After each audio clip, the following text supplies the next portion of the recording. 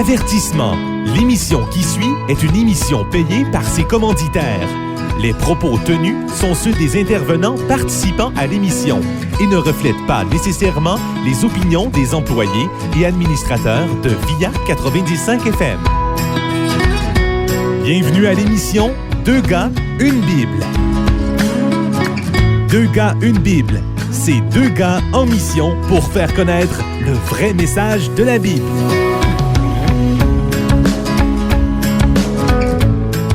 Bonjour et bienvenue à l'émission Deux gars, une Bible avec Joël Lapierre et Frédéric Colella, tous deux pasteurs dans la région de Trois-Rivières. Et nous sommes deux gars en mission pour faire connaître le vrai message de la Bible.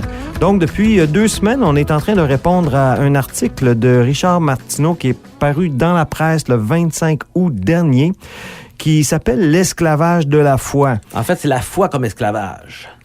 La foi comme esclavage? Oui. J'ai-tu dit ça à l'envers, Joël? Oui, mais c'est correct, Okay. ça fait drôle. C'est pas grave. Ça attire notre attention. Et on a vu que là, il veut mettre en opposition la vie présente et la vie après la mort, quand on a vu ensemble que ce qu'on décide ici va avoir un impact dans l'éternité. Et ensuite, il a mis en opposition la foi et la science. Et on a expliqué à notre dernière émission comme quoi que il n'y a pas de véritable dissociation entre la foi et la science. Exactement. On est des gars de foi, puis on aime la science. Tout à fait. Puis allez écouter l'émission si vous l'avez manqué, ça va vous amener dans une bonne réflexion. Oui, la preuve, c'est que j'ai acheté un microscope. Oui, exactement. Et voilà.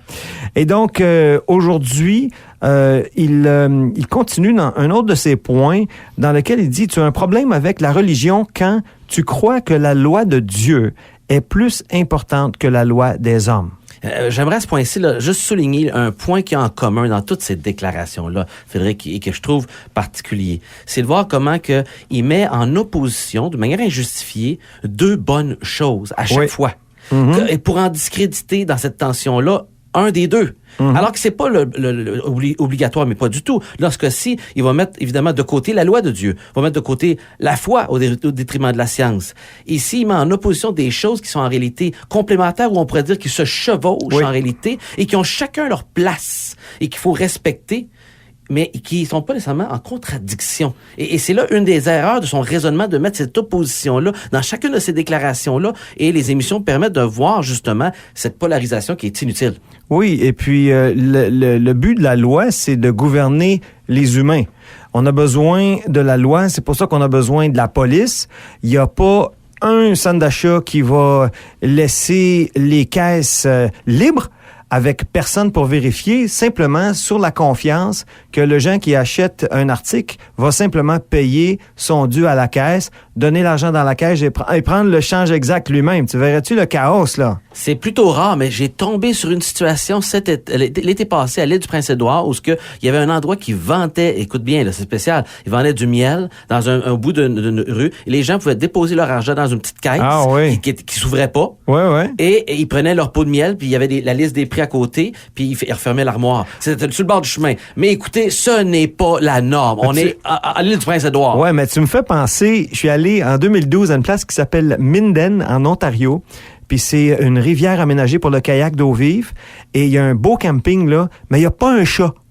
Puis là, en rentrant, tu prends la feuille, puis ça coûte tant par soir. Puis justement, le même principe avec une petite boîte. Puis c'est assez cher, là. Puis c'est par personne. Fait que j'ai eu je vais faire une confession publique ici, là. Des gros combats. Parce que quand je suis parti, il fallait que je mette du cash dans une enveloppe puis que je le mette. Puis j'ai dit à ma femme, regarde, ma conscience vaut mieux que 200 $. Puis j'ai pris l'argent, je l'ai mis comme ça. Mais c'est des exceptions. Exactement. La norme, c'est la situation de la caisse que tu as énumérée. Et voilà. Et il y a une grosse distinction à faire aussi entre la loi de Dieu et la loi des religions. Parce que quand il dit la loi des hommes, c'est une chose, mais quand il prend la loi de Dieu pour faire un tout avec ça, il faut distinguer qu'est-ce qui est la vraie loi de Dieu et qu'est-ce qui est entre guillemets, la loi des religions ou les traditions des religions. C'est un point très important aujourd'hui qu'on veut souligner dans notre émission, cette distinction-là. il faut pas les mélanger, ce qui est loi de Dieu et ce que les hommes ont ajouté à la loi de Dieu qui est devenue tradition religieuse. Oui, puis Jésus en parle de ça très clairement dans Matthieu chapitre 15 au verset 2. Lorsque ses disciples se lavaient pas les mains pour manger, les hypocrites religieux sont arrivés puis ils ont donné de la misère avec ça. Et il dit à Jésus, pourquoi tes disciples transgressent-ils la tradition des anciens? Donc, c'est plus la loi de Dieu, c'est des lois d'hommes, justement, des traditions humaines, car ils ne se lavent pas les mains quand ils prennent leur repas. Et Jésus leur répondit, et vous, pourquoi transgressez-vous le commandement de Dieu au profit de votre tradition? Et là, Jésus va raisonner avec eux autres. Vous voyez, Jésus ne nous demande pas de jeter la raison, mais au contraire, il raisonne avec nous. Car Dieu a dit, honore ton père et ta mère. Et celui qui maudira son père ou sa mère sera puni de mort. Mais vous dites, celui qui dira à son père ou à sa mère, ce dont j'aurais pu t'assister est une offrande à Dieu. Donc, l'argent que j'aurais pu te donner pour t'aider dans tes vieux jours, je le donne à Dieu. Et maintenant, à cause de cela, il n'est plus tenu d'honorer son père et sa mère. Vous annulez ainsi la parole de Dieu au profit de votre tradition. Jésus, donc, la distinction est extrêmement claire. Ah oui, puis Jésus a, à plusieurs occasions comme ça, montré l'incohérence des règles que les humains avaient ajoutées et qui étaient religieuses et qui finalement étaient au-delà, beaucoup plus loin que la loi de Dieu le voulait et qui finalement, avec le temps, devenaient contradictoires. Et même finalement, la loi religieuse venait finalement empiéter sur la loi de Dieu. Et Jésus ramène toujours finalement vers les vrais motifs initiaux, vers le cœur du problème. Il joue pas dans les plates-bandes inutiles, il va au cœur du problème ici, qui était finalement la désobéissance à la loi. Oui, puis un autre point là, qui est soulevé là, par la manière que M. Martineau amène la question, c'est comme si il dit, la loi des hommes, là, c'est bon. Et il y a bien des cas où est-ce que la loi des hommes est abusive, là. Combien d'histoires qu'on a dans l'histoire humaine où ce qu'on a vu que l'excès des lois des hommes pouvait aller vers un abus totalitaire. Exact. Ah, merci. Il y a des mots comme ça qu'on accroche dessus et qui finalement, les gens ont dû se tenir contre des lois humaines, mais qui étaient abusives. On peut penser, à l'époque d'Hitler, par exemple, où combien de gens, par souci de protéger la vie humaine de juifs ou de croyants ou autres, ont perdu leur propre vie en voulant faire le bien, mais à l'encontre de la loi humaine. Et voilà. Il y a une belle histoire dans la Bible, une belle histoire, c'est une manière de parler, mais qu'on retrouve dans l'histoire de Moïse, dans l'Exode chapitre 1, où ce que des femmes sages ne respectaient pas la loi, où ce qui devait éliminer les mâles. Et on voit que ces femmes sages-là, par crainte de Dieu, par respect pour Dieu, oui, à ces cas-là, ont désobéi à une loi humaine, mais qui était abusive et qui détruisait la vie humaine en plus. Je me suis souvent demandé qu'est-ce que j'aurais fait si mon gouvernement me disait qu'il faut que je dénonce mon voisin qui est juif et en sachant très bien qu'il va aller dans un camp puis qu'il va peut-être mourir là, qu'est-ce que j'aurais fait? Est-ce que je l'aurais dénoncé ou est-ce que je l'aurais caché? Et beaucoup de gens ont décidé de braver la loi humaine justement parce qu'elle était horrible. Donc, ça nous prend un standard. Même on en fait des héros aujourd'hui, ces gens-là. Absolument, puis tout le monde comprend ça. Donc, il y a un standard en quelque part ici qui transcende les lois humaines. Si les humains sont capables de voir à travers une loi humaine des hommes qui est abusive, c'est parce qu'ils sont gouvernés par d'autres choses, donc par leur conscience, et gravé en eux aussi un sens de bien et de mal, et qui vient, on doit poser la question, ça vient d'où ça, là? Mm-hmm. Ben nous, on croit évidemment que ça vient de Dieu. Exactement. Et c'est reflété aussi dans la loi de Dieu. Et il faut noter ici, puis il faut que ça soit itéré, dit très clairement, là, la Bible encourage le croyant à respecter les lois humaines, à prier pour son gouvernement. Et l'apôtre Paul, l'apôtre Pierre en parle dans Romains, dans le livre de Pierre aussi, clairement de soutenir et de prier nos gouvernements. Mais comme n'importe quelle institution, il peut y arriver des excès et de l'abus. Et c'est pas de ça qu'il parle ici. Et là, il faut se rabattre sur d'autres choses pour pouvoir discerner. Exactement. Et donc, ce qui m'amène à challenger directement l'article de Richard Martineau du 25 août dans le Journal de Montréal, en disant que la loi de Dieu, M. Martineau, se résume à ceci. Tu aimeras le Seigneur ton Dieu de tout ton cœur, de toute ta pensée et de toute ta force, et tu aimeras ton prochain comme toi-même. Alors, c'est très fort. Là. On déclare deux éléments. Là. C'est ta relation avec Dieu et ta relation avec les humains. Et en réalité, si tout le monde mettait ces deux lois en pratique, et même, j'irais même jusqu'à dire, si on prenait juste 50% de ces lois-là, juste le côté horizontal, tu aimeras ton prochain comme toi-même, eh bien, on réglerait Tellement de choses. tous les conflits, toutes les guerres. On aurait instantanément, demain matin, si tout le monde faisait ça, instantanément, on aurait la paix sur la terre. Fondamentalement, là, si on rejette les 10 commandements et qu'on crée des lois humaines pour se gouverner, on est rempli de problèmes. Oui, puis il y a un drôle de paradoxe aussi que j'ai déjà entendu quelqu'un dire que quand justement par rapport aux 10 commandements, on n'est pas capable de suivre les 10 lois de Dieu. Donc, on se crée maintenant des milliers de lois. Et on est encore plus enclin à finalement à pas être capable de suivre la loi. Ben oui, ça prend la police pour nous forcer à obéir à la loi. Combien de lois est-ce que toi et moi et nos auditeurs ne connaissent pas jusqu'à temps qu'il arrive une situation puis hey, je savais pas que c'était une loi. Ça. Ah oui, mais attention, hein, tu sais qu'est-ce que le policier va te dire, hein? Oui. Nul n'est censé ignorer la loi. Tout à fait. C'est mieux d'être au courant parce que tu vas te faire ramasser d'aplomb, là. Même si la réalité, c'est qu'on en découvre bien des fois en vieillissant des lois qu'on ne connaissait pas du tout. Exactement. Tellement qu'il y en a. Et donc, fondamentalement, si on rejette la loi de Dieu, maintenant, qui supposément est moins importante que la loi des hommes, nous, on veut affirmer ici à Deux gars une Bible que si on rejette la loi de Dieu, on va sombrer dans l'anarchie et dans le chaos. Et on veut juste reprendre les... Si on rejette même la loi de Dieu, on va rejeter la loi des hommes. Ben oui, parce que la loi des hommes, fondamentalement, est un reflet de la loi de Dieu. On s'en sort pas de ça. Nos règles ont été construites sur des valeurs judéo-chrétiennes. Absolument.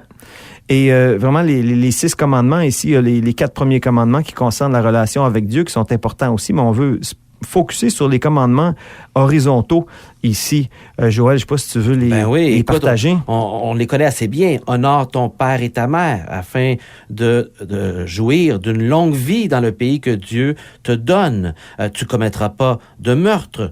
Tu commettras pas d'adultère. On n'a pas de sanction d'adultère aujourd'hui dans notre pays, du moins contrairement à d'autres pays. Mais personne veut se faire tromper par son conjoint et sa conjointe. C'est considéré une trahison dans une relation d'amour et d'engagement mutuel, volontaire. C'est une crise totale. Là. Absolument. C'est l'explosion de tout. Là. Ensuite, on parle de pas voler. On parle de pas avoir de faux témoignages. Contre prochain, on est puni sévèrement pour faux témoignages publics en cours. Que ce soit aussi après ça de convoiter, de prendre dans le fond et de vouloir ce qui ne t'appartient pas, qui est à un autre, qui est sa femme, son mari, sa voiture, son bœuf, peu importe. Ouais. C'est une lutte continuelle de vouloir ce qui m'appartient pas. Et ce qui nous amène aussi au cœur du vrai message de la Bible, parce que cette dernière déclare que tous les humains ont enfreint la loi de Dieu. Et donc, lorsqu'on regarde juste cette brochette de commandements ici, qui sont pas l'ensemble, mais qui sont un résumé, si tu veux, de la loi de Dieu, d'aimer ton prochain comme toi-même, pas d'adultère. Jésus a dit, même si tu regardes une femme pour la convoiter, tu as commis l'adultère dans ton cœur. Fait que là, il y a même la loi, donc pas juste dans l'expression extérieure du corps, mais même à l'intérieur, dans nos pensées devant Dieu. Là. Exact, de ne pas voler, de ne pas prendre ce qui n'est pas à toi. Personne n'aime ça, se faire voler. Tout le monde est d'accord avec ça. Pas mentir. Comme tu as dit tantôt, si tu mens en cours, tu vas avoir un gros problème. C'est encore contre la loi des hommes. Fait que, tu sais, il y a un reflet. Tu peux pas te débarrasser de la loi de Dieu. Et c'est pour ça qu'il est écrit que tous ont péché. Donc, tous ont enfreint la loi de Dieu. Et à cause de ça, sont privés de la gloire de Dieu, sont pas en relation avec Dieu, mais ils sont gratuitement justifiés par sa grâce, par le moyen de la rédemption qui est en Jésus-Christ. C'est l'apôtre Paul qui dit ces paroles dans Romains chapitre 3, les versets 23 à 24. L'étape où, dans ce début de lettre, il nous donne la mauvaise nouvelle qu'on est inexcusable devant Dieu, qu'il y a une loi qui est là devant Dieu, et il nous amène à cette conclusion finalement pour faire la transition vers la bonne nouvelle, l'Évangile qui va venir régler ce problème-là. Mais il faut connaître la mauvaise nouvelle en partant, qu'on est des pécheurs devant Dieu, tous autant qu'on est, peu importe le nombre de transactions, d'infractions à la loi de Dieu qu'on a fait, on a manqué. Oui, et c'est vraiment à la base du vrai message de la Bible, donc qui commence à la création. On l'a vu la semaine passée, donc au commencement, Dieu a créé les cieux et la terre. C'est un endroit parfait, mais il y a quelque chose qui est entré dans le monde, ça s'appelle le péché, donc qui est carrément... Qui a brisé cette perfection-là. Qui a brisé la perfection, qui continue d'être brisée. Puis on est tous brisés en quelque part, dans un certain sens. Le monde est brisé et le mal est comme une force irrépréhensible. Tout à fait. Et donc, c'est là qu'il y a un besoin de l'intervention de Dieu, qui avait un bouée de sauvetage, un plan de sauvetage pour l'humanité, la personne de Jésus-Christ, qui est venu sur terre parfaitement dans une femme qui était vierge. Wow! Et donc, complètement différente de toutes les autres naissances et qui est mort, finalement, à notre place pour prendre notre sanction. Ce que nous, on méritait, il l'a payé. Et on retrouve cela dans un verset qu'on va terminer avec dans Romains, chapitre 6, versets 9 et 10, qui dit « Sachant que Christ, ressuscité des morts, ne meurt plus. La mort n'a plus de pouvoir sur lui, car il est mort, et c'est pour le péché qu'il est mort une fois pour tout. Un péché, les péchés qu'on a fait contre la loi de Dieu, qu'on a brisé, lui est mort pour ça. Il est revenu à la vie, et c'est par Dieu qu'il vit. » Wow! Alors, c'est déjà tout le temps qu'il nous reste. On est heureux de recevoir vos questions, vos commentaires. Vous pouvez communiquer avec nous à travers notre page Facebook sur Deux gars, une Bible, ou nous écrire directement à Deux gars, une Bible, tout attaché ensemble, à hotmail.com. Et on profite de l'occasion pour vous inviter à nos réunions publiques du dimanche à l'Église Vie Nouvelle de Trois-Rivières et à l'Église baptiste évangélique de Trois-Rivières. Et donc, jusqu'à la prochaine, lisez la Bible.